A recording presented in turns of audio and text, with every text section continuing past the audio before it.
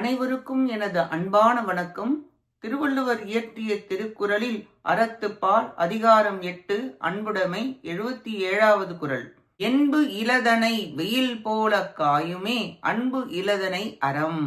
எலும்பு இல்லாத உடல் கொண்ட புழுக்கள் முதலியவற்றை வெயிலில் வருத்துவது போல அன்பில்லாத உயிரை அறக்கடவுள் வருத்துவர். எலும்பு உடலை நிமிர்ந்து நிற்க செய்வது, முதுகு எலும்பு நிமிர்வதற்கு காரணமாய் உள்ளது.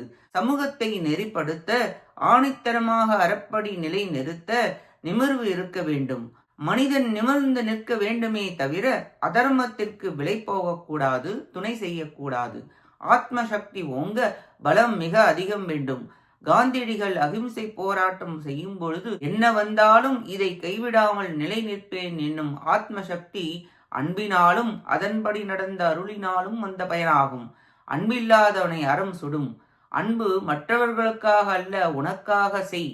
உயிர் போகும்போது திருப்தியுடன் நேர்மையாக தர்மத்தை கடைபிடித்தேன் என்று போக வேண்டும். அதர்மம் செய்பவரை தர்ம தேவதை யமனைப் போல் துன்பம் செய்யும் என கூறி தர்மத்தை செய்ய வலியுறுத்துகிறார் திருவள்ளுவர். இக்குறளில் அன்பு இல்லாததனால் வரும் குற்றம் கூறப்பட்டது. நன்றி, வணக்கம்.